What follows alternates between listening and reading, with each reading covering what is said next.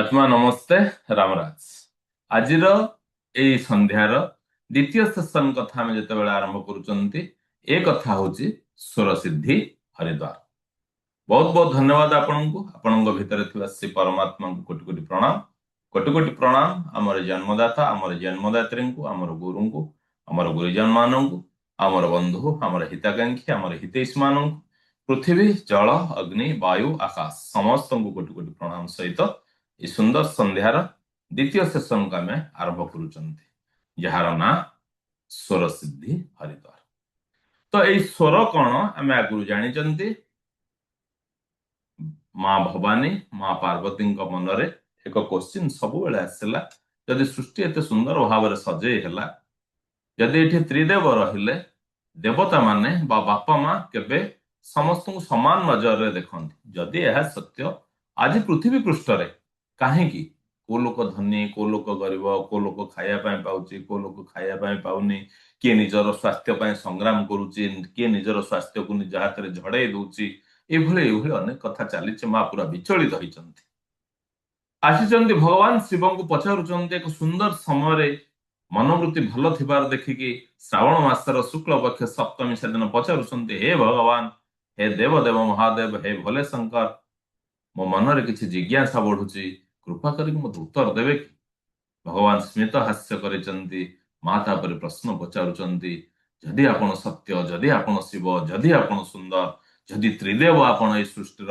लालन पालन सृष्टि सबु कथा सृष्टि करवा पालन करवा संहार करिवार दायित्व नैचंती तेबे आज धरापृष्ठ एमती कहीं चली मोर माँ मो नना मु विचलित होउची गोटे छुआ खाया को पाउनी गोटे छुआ खाद्य फोफाड़ुची गोटे छुआ बंचिया आज संग्राम करुच्ची चेरमूली खाऊची औषध खाऊची संग्राम करुच्ची आउ कौन कर निज जीवन को त्याग कर दउची किए धन सहित धन ऊपर शोची किए धन बिना रास्ता कड़े बुलूची एमती कहीं प्रभु आपण कौन एमती पातर अंतर करिपारंती भगवान स्मित हास्य कहते एमती किसी हुए ना भवानी सृष्टि समस्त को समान जिनस देकी छाड़ी जोटा भी आम करी छाड़ीचु तो रत्न भंडार एवं रत्न चाबी दुईटी जगह आम दे देचे खोलिबा तांको ऊपर निर्भर करुच कौन से रत्न भंडार ना श्वास स्वर जहाँ प्रति मनुष्य सहित इनबिल्ट माँ गर्भरु जिते से धरा को आसला से श्वास पाई कुहा जाउची जे पिला आसला जदि से श्वास नाही ताकू कौन कुहा जाउची छुआ आसला बोली कुहा जाउची अमुक छुआटे हला जार आयु नाही ये श्वास को भगवान देकी छाड़िले के पर्यंत छाड़िले ना गोटे काउंट करके छाड़िले जे को पर्यंत श्वास नब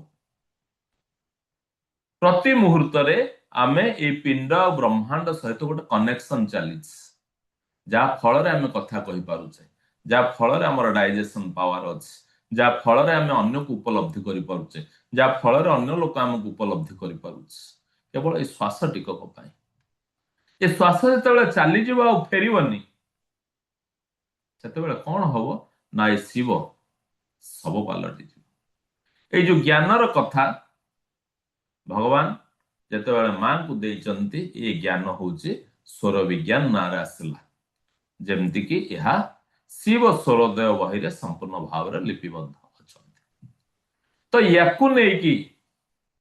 ये आमर विद्या किंतु आमर धर्म गुरु माने धीरे धीरे ताकू बंद करते कहीं ना या कहार लाभ करहब या भी कहार क्षति कर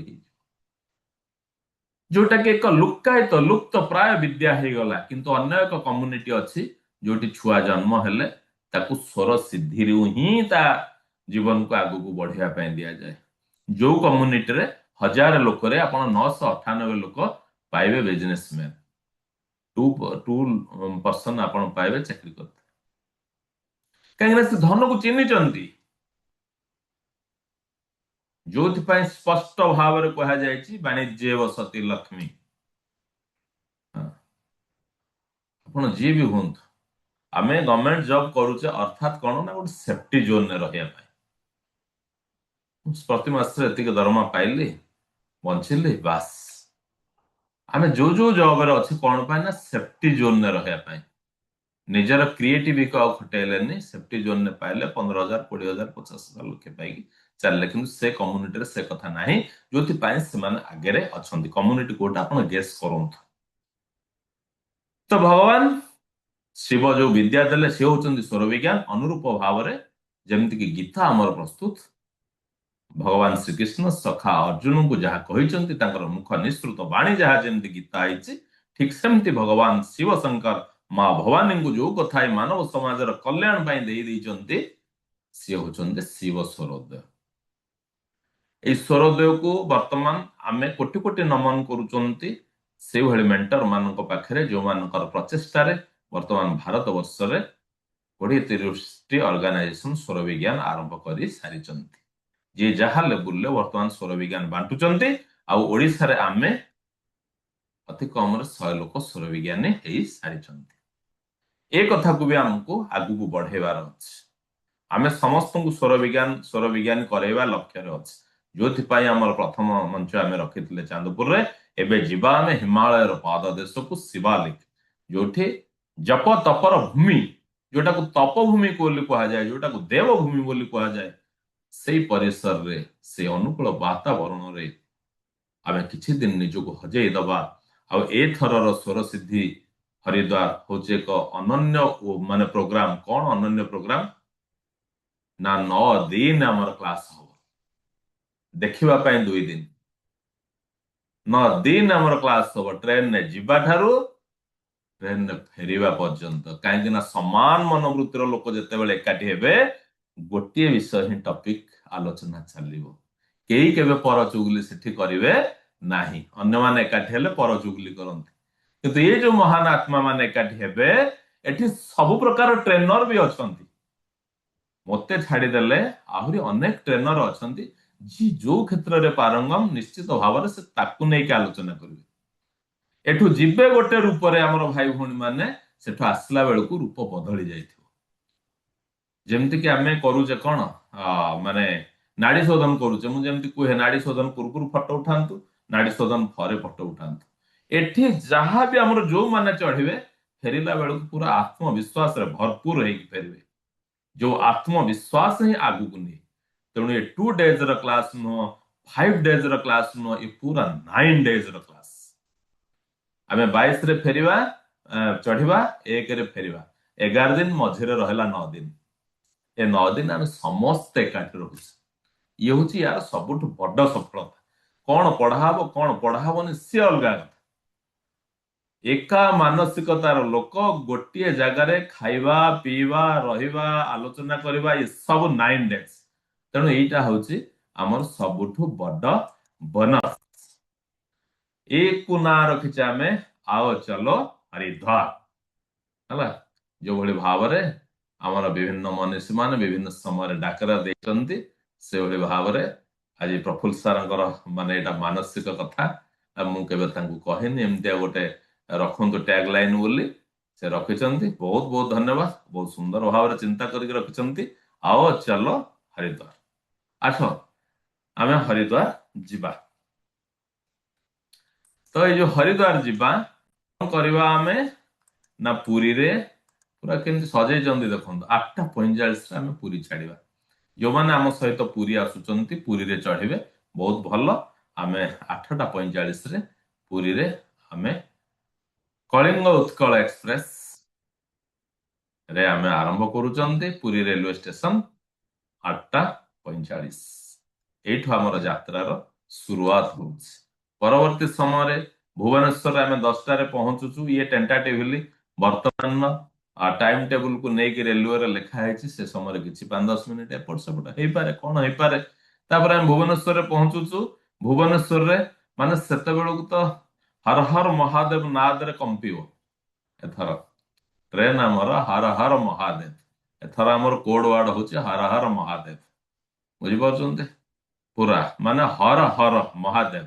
ଆମେ ଯୋଉଟା କହୁଛେ ତାର ପ୍ରାସଙ୍ଗିକ ଅର୍ଥ ହଉଛି, ହେ ଶିବ, ଯାହା ମୋ ମନରେ ମାନେ ଦୁଃଖ କ୍ଲେଶ ଏସବୁ ରହିଛି, ତାକୁ ହରଣ କରନ୍ତୁ, ହରଣ କରନ୍ତୁ। ହର ହର ମହାଦେବ, ହର ହର ମହାଦେବ। ୟା ସହିତ ଆମେ ଆମର ସମସ୍ତ ନେଗେଟିଭିଟିକୁ ସେ ହର ହର ସହିତ ଛାଡିଦେବା। ତା ପୂର୍ବରୁ ମୁଁ ଆପଣମାନଙ୍କୁ କ୍ଲାସ ନେବି କେମିତି ଆମେ କୋଉ ପ୍ରସ୍ତୁତିରେ ଯିବା। ପ୍ରସ୍ତୁତି ମିଟିଂ ମୁଁ ଏପର୍ଯ୍ୟନ୍ତ କରୁନି, ଏଇଟା ଜଷ୍ଟ ଇନଫର୍ମେସନ ହେଲା। ତେଣୁ ଆମେ ପହଞ୍ଚୁଛେ ଭୁବନେଶ୍ୱରରେ। ଭୁବନେଶ୍ୱର ପରେ ଆମେ ପହଞ୍ଚିଯିବା Cuttack railway station. Cuttack railway ଷ୍ଟେସନରେ ପହଞ୍ଚୁଛେ ଆମେ। ହୁଁ। କଟକ ରେଲୱେ ଷ୍ଟେସନରେ ଆମେ ପହଞ୍ଚୁଛେ 10ଟା 35। ଟାଇମରେ କିଛି ଏପାଖ ସେପାଖ ହେଇପାରେ। ଏଇଥିପାଇଁ ଆମେ କରୁଛୁ ଯେ ଯାତ୍ରା ଆମର ଏବେଠୁ ଆରମ୍ଭ ହେଇଯାଉଛି। ଆମର ଭିଜୁଆଲ ଚାଲିବ ଯେ ମୁଁ ପୁରୀରେ ଚଢିଲି, ଭୁବନେଶ୍ୱରରେ ଏମାନେ ଉଠିଲେ, ତାପରେ ଆମେ ହଉଛୁ କି କଟକରେ ପହଞ୍ଚିଲୁ, କଟକରେ କିଏ ଉଠୁଛନ୍ତି, ମାନେ ମାଇଣ୍ଡ ବର୍ତ୍ତମାନ ଆମର ଗୋଟେ ଚିତ୍ର ତିଆରି କରିବା ଆରମ୍ଭ କରିବ। ସେଇଥିପାଇଁ ଏସବୁ ଜିନିଷକୁ ଆମେ ଆମ ସାମ୍ନାକୁ ଆଣିଛେ। କଟକ ପରେ ଆମେ ପହଞ୍ଚି ଯାଉଛନ୍ତି ବାଲେଶ୍ୱରରେ। ବାଲେଶ୍ୱର ରେଲୱେ ଷ୍ଟେସନରେ ରାତି 1:18ରେ। ସେଠି ବି କିଏ କିଏ ଚଢିବେ ଆମେ ଜାଣିଛନ୍ତି। ରାଉରକେଲା ରେଳ ଷ୍ଟେସନ ତା ପରଦିନ ଆମେ ସକାଳ 8:42ରେ ପହଞ୍ଚୁଛନ୍ତି ହେଲା। ଓଡ଼ିଶା ଆମେ ଏପର୍ଯ୍ୟନ୍ତ ଛାଡି ନାହାନ୍ତି। ତାପରେ ଆମେ ଚାଲିଲେ, ବା ରାଉରକେଲା ପରେ ଅନେକ ଷ୍ଟେସନ ଅଛି, ଯୋଉ ଷ୍ଟେସନ ପରେ ଓଡ଼ିଶା ଛାଡିବା। ଓଡ଼ିଶା ଛାଡିବା ପରେ ଆମକୁ ଲଗଭଗ 48 ଆୱାର ଆମକୁ ଦରକାର ହଉଛି। ଆମେ ପହଞ୍ଚି ଯିବା ଯାଇକି ସେଇ ଦେବଭୂମି ପୁଣ୍ୟଭୂମି ହରିଦ୍ୱାରରେ 24 ତାରିଖ ଦିନ ରାତି 10:18ରେ ହେଲା। ଇଏ ହଉଛି ହରିଦ୍ୱାର ରେଲୱେ ଷ୍ଟେସନ। ସେ ମାଟିରେ ପ୍ରଥମ ପ୍ରଣାମ ଆମେ ରାତିରେ ଜଣେଇଦବା। ସେ ମାଟିକୁ ଆମେ ଛୁଇଁ ଦବା। ସେ ହଉଛନ୍ତି ଦେବତାଙ୍କର, ଦେବଦେବ ମହାଦେବଙ୍କର ଭୂମି। ସେ ମାଟିରେ ପାଦ ରଖିବାକୁ ଭଗବାନ ଆମକୁ ଆଶୀର୍ବାଦ କରିଛନ୍ତି। ମୁଁ ତ ହଜିଯାଏ ହରିଦ୍ୱାରରେ ପହଞ୍ଚିଲା ପରେ, ମୁଁ ହଜିଯାଏ, ମୋ ନିଜସ୍ୱ ଅନୁଭବ ସେଠି ମୁଁ ହଜିଯାଏ। ମାନେ ସେଠି ଗଲେ ମତେ ଫେରିବା ପାଇଁ ଇଚ୍ଛା ହୁଏନି ଆଉ। ସେଇଠି ରହିବା 8-10 ଦିନ ଆଉ ଯାଉ, 15 ଦିନ ଯାଉ ଯିବା, ଏମିତି ଲାଗେ ଅଲଗା କିଛି ଜାଗାରେ ଆମେ ଅଛେ। ସେ ଅନୁଭବକୁ ଆମେ ହରିଦ୍ୱାରରେ ହିଁ ନବା। ତାପରେ ଆମେ ପହଞ୍ଚି ଯିବା ଆମର ଯୋଉ ଜାଗାରେ ବି ଫାଇନାଲ ହେଲା, ଭାରତ ସେବାଶ୍ରମ ହେଲା। ହରିଦ୍ୱାରର ଭାରତ ସେବାଶ୍ରମରେ ପହଞ୍ଚିଯିବା, ଯୋଉଠିକି ଆମର ରୁମ୍ ଫ୍ୟାସିଲିଟି ଅଛି, ଆମର ମିଟିଂ ଫ୍ୟାସିଲିଟି ଅଛି। ଆମେ ସେଇ ଜାଗାରେ ପହଞ୍ଚିଯିବା ରାତିରେ। ରାତିରେ ପହଞ୍ଚିଲା ପରେ ଆମର ଆସ୍ଥାନ ସେଇ ଜାଗାରେ ପଡିଲା 24, 25, 26, 27, 28, 29। 6 ଦିନ। ଥରେ ଭାବନ୍ତୁ, 6 ଦିନ ଆମେ 100 ଲୋକ ଗୋଟିଏ ଜାଗାରେ ରହିବା ହେଲା। ସେ 6 ଦିନ ଆମେ ଗୋଟିଏ ଜାଗାରେ, ସେ ଜାଗାରେ ଆମେ ରହୁଛନ୍ତି ଭାରତ ସେବାଶ୍ରମରେ। ଏଇଭଳି ଭାବରେ ଇଏ ହଉଛି ଚାନ୍ଦପୁରର ଏକ ଝଲକ। ଯେମିତି ସ୍ୱର ବିଜ୍ଞାନ ଏକ ଚମତ୍କାର ଆମେ ରଖିଥିଲେ, ସ୍ୱର ବିଜ୍ଞାନ କ୍ଲାସ ରଖିଥିଲେ। କେତେ ସୁନ୍ଦର ପରିବାର ଦେଖନ୍ତୁ। ଏଠି 50 ଲୋକରେ ଶୋଭା ଏମିତି, ସେଠି କୋଉ ଟାଇପର ଲାଗିବ। ଏବଂ ତାହା ଓଡ଼ିଶା ନୁହେଁ, ଆମେ ପୁଣ୍ୟଭୂମି ଆମର ଶ୍ରୀକ୍ଷେତ୍ର ଧାମରୁ ଆମେ ଯାଇକି ପହଞ୍ଚି ଯାଇଥିବା ଦେବଭୂମିରେ। ପୁରୀ ଆଉ ହରିଦ୍ୱାର ଗୋଟେ କନେକ୍ସନକୁ ଆମେ ଫିଲ୍ କରୁଥିବା। ଏଠି ଶ୍ରୀ ଜଗନ୍ନାଥଙ୍କୁ ଦର୍ଶନ କରୁଥିବା ମାନସିକ ଦର୍ଶନ, ସେଠି ଭଗବାନ ଶିବ ଶଙ୍କରଙ୍କୁ ଦର୍ଶନ କରୁଥିବା ମାନସିକ ଦର୍ଶନ। ଏଇଭଳି ଭାବରେ ସେ 6 ଦିନ ଟିକେ ଥରେ ଆଖି ବନ୍ଦ କରିକି ମାନେ ଥରେ ଭାବନ୍ତୁ, କୋଉ ଭଳିଆ ସୁଯୋଗ। ଆପଣ ପରିବାର ସହିତ ଯାଇପାରିବେ ଅଲଗା କଥା, ବନ୍ଧୁ ମାନଙ୍କ ସହିତ ଯାଇପାରିବେ ଅଲଗା କଥା, କିନ୍ତୁ ମହାନ ସାଧକ ମାନଙ୍କ ସହିତ ଯିବା ଅଲଗା କଥା। ଏଠି ବର୍ତ୍ତମାନ ସମସ୍ତେ ନିଜ ଉପରେ ସାଧନ କରୁଛନ୍ତି, କେହି ବାହାରେ ନାହାନ୍ତି, କୌଣସି ଗୁଣରେ କେହି ବର୍ତ୍ତମାନ କମ ନାହାନ୍ତି। ଏଇଭଳି ଭାବରେ ଇଏ ହରିହର ମିଳନ। ହର ହର ମହାଦେବ, ହର ହର ମହାଦେବ। ବହୁତ ବଢିଆ। ଆମେ ସ୍ୱର ବିଜ୍ଞାନ ଯୋଉଭଳି ଭାବରେ କରୁଥିଲେ, ଦେଖନ୍ତୁ ଇଏ ସବୁ ଚାନ୍ଦପୁରର କିଛି କିଛି ଝଲକ। କଣ ଲାଗେ ଆପଣଙ୍କୁ ସେତେବେଳେ? ଏସବୁ ଜିନିଷରେ ଆମେ ପହଞ୍ଚିଯିବା ସେଇଠି। ଚାନ୍ଦପୁର କାର୍ଯ୍ୟକ୍ରମ କୋଉଭଳି ଭାବରେ ଆମେ ରଖିଥିଲେ ବିଭିନ୍ନ ଜିନିଷ ଦେଖନ୍ତୁ। ମୁଁ ତ ଆଜି ତାର ସର୍ଟ ଭିଡିଓଟା ଚଲେଇଥିଲି। ଏଭଳିଆ ଭାବରେ କାର୍ଯ୍ୟକ୍ରମ ଆମର ହବ ଭାରତ ସେବା ସଂଘରେ। ଶ୍ରୀକ୍ଷେତ୍ର ସଂକଳ୍ପ ଆମେ କୋଉଭଳି ଭାବରେ କରିଥିଲେ, ମାଇଣ୍ଡ ମ୍ୟାଜିକ ର ପ୍ରୋଗ୍ରାମ ଶ୍ରୀକ୍ଷେତ୍ରରେ। ଥରେ ସେଇ ଜାଗାକୁ ପୁଣି ଥରେ ଯିବା ପାଇଁ, ପୁଣି ଥରେ ହଜି ଯିବା ପାଇଁ ଏକଥା ଆମେ କରିଛେ। ଇଏ ହଉଛି ଶ୍ରୀକ୍ଷେତ୍ର ସଂକଳ୍ପ ହେଲା। ଥରେ ଚିନ୍ତା କରନ୍ତୁ, କୁନି କୁନି ପିଲାମାନଙ୍କ ଠାରୁ ଆରମ୍ଭ କରିକି ଆମେ ସମସ୍ତେ ଗୋଟିଏ ଜାଗାରେ ଏକତ୍ରିତ ହେଇଛେ ହେଲା। ଅନୁଭବ ଆଜି ସେଇ ଜାଗାରେ ଅଟକି ଯାଇଛି। ନାଚୁଛନ୍ତି ନାଚୁଛନ୍ତି ନାଚୁଛନ୍ତି। ରାତି 11ଟା ହେଲାଣି। ମୁଁ ପଚାରୁଛୁ କେତେଟା ସମୟ ହେଲା? ନା ସାର୍ ରାତି 11ଟା ହେଲାଣି। ମୁଁ କହିଲି ଆରେ 4ଟା ବେଳେ ଆମେ ପ୍ରାଇଜ ଆରମ୍ଭ କଲେ, 11ଟା ହେଇଗଲାଣି। ମୁଁ ସେତେବେଳେ ଭାବୁଛି 6:30 7 ହେଇଛି ହେଲା। ଆମେ ବାଧ୍ୟ ହେଇକି ପ୍ରୋଗ୍ରାମକୁ ୱାଇଣ୍ଡ ଅପ୍ କଲୁ ଏବଂ ଗଲୁ। ଯାହା ଥିଲା ଭୋଜନରେ କାହାର ମନ ନଥିଲା, ସମସ୍ତେ କୀର୍ତ୍ତନରେ ମନ ଥିଲା। ପୁଣି ତା ପରଦିନ ବି ଲୋକ ଫେରିଲେନି। ହେଲା ଏଇଭଳି ଭାବରେ ପ୍ରୋଗ୍ରାମ ସରିଗଲା କିନ୍ତୁ ଲୋକ ଫେରିଲେନି ଏ ବନ୍ଧନକୁ କେହି ଛାଡିକି ଆସିବା ପାଇଁ ରାଜି ନୁହନ୍ତି ସେ କଥା ବି ହଁ କହିବେ ସେ କଥା ବି ସେଠି ଚାଲିଥିଲା ପରବର୍ତ୍ତୀ ସମୟରେ ଆମେ ଇଏ ତ ଏକ ମାନେ ଅଭୁଲା ମୁହୂର୍ତ୍ତ ଯୋଉମାନେ କାଚରେ ଚାଲିଛନ୍ତି ବ୍ରୋକନ ଗ୍ଲାସ ଉପରେ ଆପଣମାନଙ୍କର ନିଜର ଅନୁଭବ ଅଛି ମତେ କହିବା କିଛି ଆବଶ୍ୟକ ନାହିଁ ଏ କଥା କେବେ ଆପଣ କୋଟି କୋଟି ଟଙ୍କା ଆପଣଙ୍କର ପାଖରେ ଥାଇକି ବି ଏ ଅନୁଭବକୁ ନେଇପାରିବେନି ତେଣୁ ଆଓ ଚାଲ ହରିଦ୍ୱାର ଆଓ ଚାଲ ହରିଦ୍ୱାର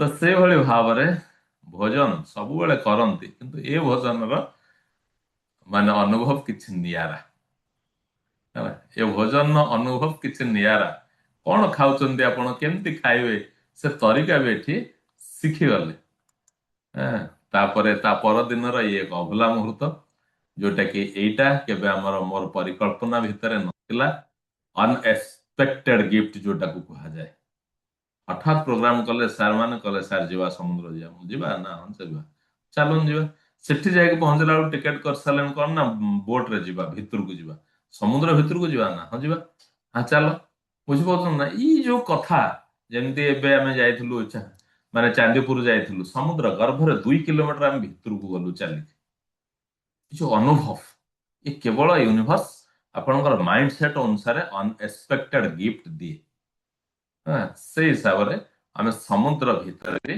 ଯାଇଥିଲୁ ବୋଟିଂ କରୁଥିଲୁ ବସିଛୁ ଆମେ ସେ ଭିତରେ ବି ଆମର କିଛି ଇଣ୍ଟରଭ୍ୟୁ ହେଇଥିଲା ଏସବୁ ଜିନିଷ ସେଠି ଚାଲିଥିଲା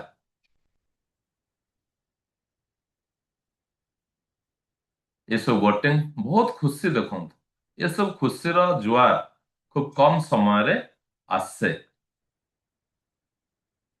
ତେଣୁ ଆସନ୍ତୁ ଆମେ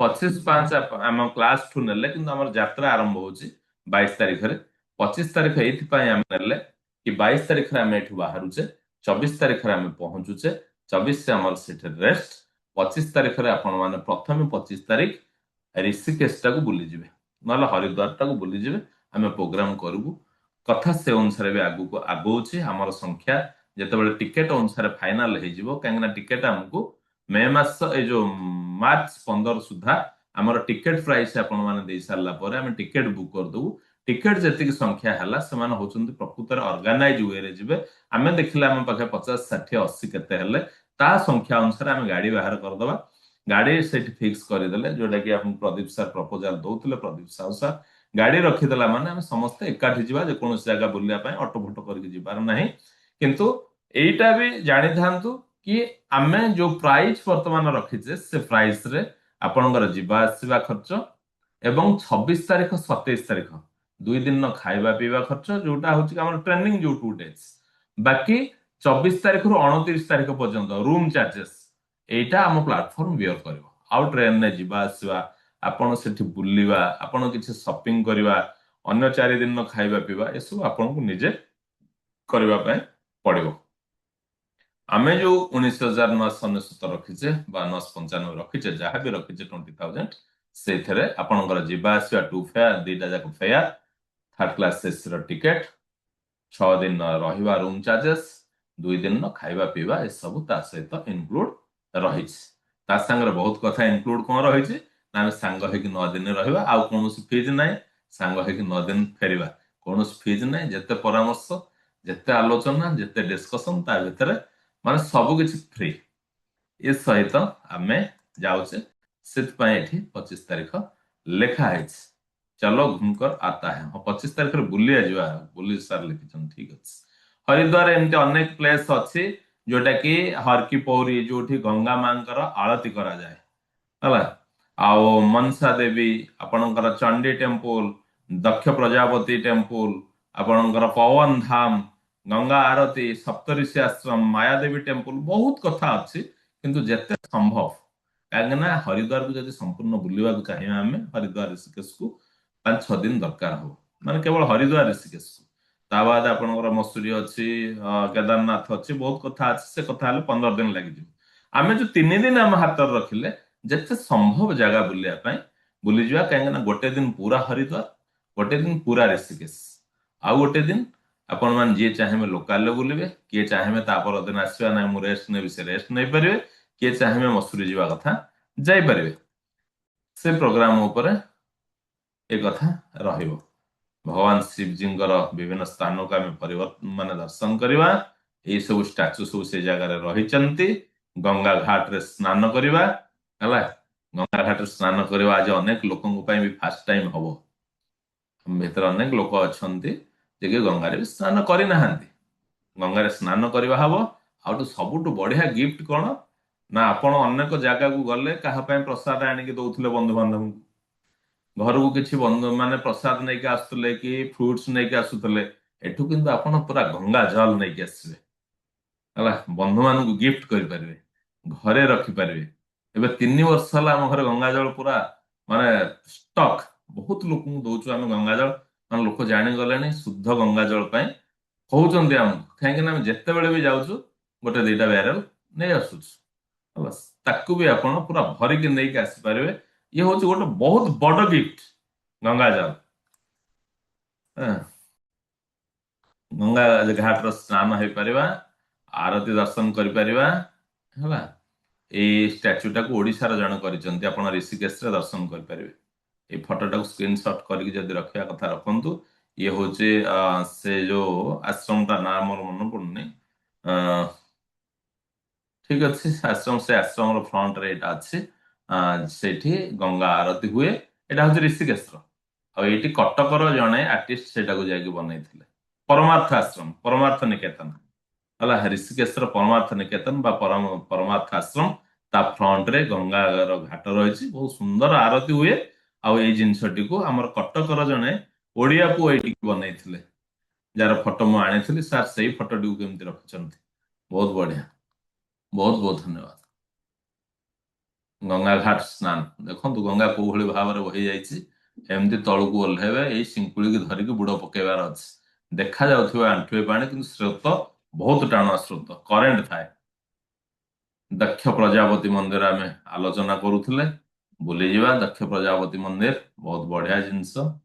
ହଁ, ଭଗବାନ ଶିବଙ୍କର ମାନେ ଦକ୍ଷ ପ୍ରଜାପତିଙ୍କର ସେ ଆରାଧନାର କେନ୍ଦ୍ର। ଚଣ୍ଡୀ ଟେମ୍ପୁଲ ଦେଖନ୍ତୁ, ଆ ରୋପୱେରେ ଚଣ୍ଡୀ ଦର୍ଶନ କରିବା ପାଇଁ ଯିବେ, ରୋପୱେରେ ମନୀଷା ଦର୍ଶନ କରିବା ପାଇଁ ଯିବେ। ମନୀଷା ଟେମ୍ପୁଲର ରୋପୱେ, ମାୟାଦେବୀ ଟେମ୍ପୁଲ, ବହୁତ କିଛି ସାର୍ କରେକ୍ସନ ମାନେ କଲେକ୍ସନ କରିଛନ୍ତି। ପବନ ଧାମ ଗୋଟେ ଦେଖିବାର ଜିନିଷ ଅଛି, ବହୁତ ଦେଖିବାର ଅଛି ପବନ ଧାମରେ। ଏଇ ସବୁ ଭାବରେ ବିଭିନ୍ନ କଥା ରହିଛି ସେ ଜାଗାରେ। ଆହୁରି ଆକର୍ଷଣର କଥା, ରାମଝୋଲା, ଜାନକୀ ଝୋଲା, ଗଙ୍ଗା ନଦୀ ଉପରେ ଏଇ ଯୋଉ ପୋଲ ରହିଛି ଝୁଲିକି ଅଛି, ୟା ଉପରେ ଚାଲିକି ଏପଟକୁ ସେପଟକୁ ଯିବା ଏକ ନିଆରା ଅନୁଭବ। ପବନ ପୁରା ଖିଲଖିଲ ମାରୁଥିବ, ତା ଉପରେ ଚାଲିକି ଯାଉଥିବେ, ଆଉ ସନ୍ଧ୍ୟା ବେଳେ ଯୋଉ ଲାଇଟ ରେ ସଜ୍ଜିତ ହେଇଯାଏ, ଆପଣ ଇଚ୍ଛା କରିବେନି ଯେ ମୁଁ ଆଉ ଏବେ ଓଡିଶା ଫେରିବି ବୋଲି। ବହୁତ ଆଶ୍ରମ ଅଛି ସେଠି, ଆଶ୍ରମରେ ରହି ବି ଯାଇପାରିବେ। ଆଉ ବହୁତ ଆଶ୍ରମ ଅଛି ଯୋଉମାନେ ଫ୍ରିରେ ଲୋକଙ୍କୁ ରଖନ୍ତି ହେଲା। ସେଠି ସେବା କରିବାର ବହୁତ ସୁଯୋଗ ପାଇବେ। ରାମଝୋଲା, ଜାନକୀ ଝୋଲା ନ୍ୟାସନାଲ ପାର୍କ ଅଛି, ଯେତେ ସୁନ୍ଦର ଯେତେ ସମ୍ଭବ ଆମେ ବୁଲି ପାରୁଛେ। 24ରୁ 29, କାହିଁକି 29 ଲେଖିଛନ୍ତି ସାର୍, ନା ଆମେ 30ରେ ଆସି ଯାଉଛେ, 24ରେ ପହଞ୍ଚୁଛେ। ଏଇ ଦିଟା ଦିନକୁ ଆପଣ ଇନକ୍ଲୁଡ କରିଦିଅନ୍ତୁ, କାହିଁକି ନା ଆମ ଯାତ୍ରା ଆରମ୍ଭ ହଉଛି 22 ହେଲା। ଯାତ୍ରା ଆରମ୍ଭ ହଉଛି 22ରୁ। ବହୁତ ବହୁତ ଧନ୍ୟବାଦ। Thank you universe, thank you universe, thank you universe. ଆତ୍ମା ନମସ୍ତେ, ଈଶ୍ୱର ସିଦ୍ଧି ହରିଦ୍ୱାର। ଇଏ ଏକ ପ୍ରଥମ ଛାପ ଆମେ ଦବା ପାଇଁ ଚାହିଁଛୁ। ଯୋଉମାନେ ଯାଉଛନ୍ତି, ଯୋଉମାନେ ଏପର୍ଯ୍ୟନ୍ତ ରେଜିଷ୍ଟ୍ରେସନ କରିନାହାନ୍ତି, ଚିନ୍ତା କରନ୍ତୁ ବହୁତ ସମୟ ଅଛି। ତ ଏଇଭଳି ଭାବରେ ଈଶ୍ୱର ସିଦ୍ଧି ହରିଦ୍ୱାରରେ ଆମେ ଭଗବାନଙ୍କର ସେ ଦେବଭୂମିରେ, ସେ ପୁଣ୍ୟ ଭୂମିରେ, ସେ ପବନ ଧାମ କ୍ଷେତ୍ରରେ ଆମେ ନିଜର ସ୍ୱର ଉପରେ ସାଧନ କରିବା। 24 ତାରିଖରେ ଆମେ ପହଞ୍ଚୁଛେ, 25 ତାରିଖରେ 22 ହେଲେ 24ରେ ଆମେ ପହଞ୍ଚୁଛେ, 25ରେ ଆପଣ ମାନେ ମାନେ ବୁଲିବା ପାଇଁ ଯିବେ। 26, 27, 26 ଆମେ ସ୍ୱର ଉପରେ ସାଧନ କରିବା, କୋଉଭଳି ଭାବରେ କୋଉ ସ୍ୱର କେତେବେଳେ ନବା। 27 ତାରିଖ ସକାଳୁ ପ୍ରାକୃତିକ ପରିବେଶ ଭିତରେ ଆମର ନାଡି ଶୋଧନ ହବ, ଯୋଉଟା କି ସବୁଠୁ ବଡ କାର୍ଯ୍ୟକ୍ରମ ଆମର। ଭୋର 4ରୁ ବାହାର ଜାଗାରେ ବଗିଚା ଭିତରେ ନାଡି ଶୋଧନ କାର୍ଯ୍ୟକ୍ରମ ପ୍ରକୃତିର କୋଳରେ ହବ, ଯୋଉଟା ଆମେ ଚାନ୍ଦପୁରରେ ସୁଯୋଗ ଆମେ ହଲ୍ ଭିତରେ ପାଇଥିଲେ, ସେଟା ଓପନ କରାଯିବ ନାଡି ଶୋଧନ। तापरे आपणकर सरला 24 रे पहुंचले 25 बुलले 26 27 आपणकर एई कार्यक्रम रहइबो 27 सकाळ मेडिटेशन रहला नाडी शोधन रहला जा शिल्पी मैडम प्रपोजल दउछन जे मॉर्निंग क्लास ता सर सेठी प्रैक्टिकल क्लास करबा सेठी प्रैक्टिकल क्लास सब दिन सकाळ सकाळ हला सेठी प्रैक्टिकल क्लास ता रखिबा नाचिबा झुमिबा गाइबा 8टा ପରେ बुलिया ପାଇଁ ଯିବା ठीक अछि बहुत बहुत धन्यवाद समस्त पाखरे थिबा से परमात्मा को कोटि कोटि प्रणाम कोटि कोटि प्रणाम आमर जन्मदाता आमर जन्मदात्री को आमर गुरु को आमर गुरुजन मानू आमर बंधु आमर हिताकांक्षी आमर हितैषी मानू पृथ्वी जल अग्नि वायु आकाश समस्त को कोटि कोटि प्रणाम सहित ये सुंदर संध्यार सुंदर सेशन को आम ये विराम दौरान पुणी देखा हवा स्वर सिद्धि हरिद्वार अनेक आलोचन अनेक प्रस्तुति पर्व बहुत बहुत धन्यवाद thank you universe thank you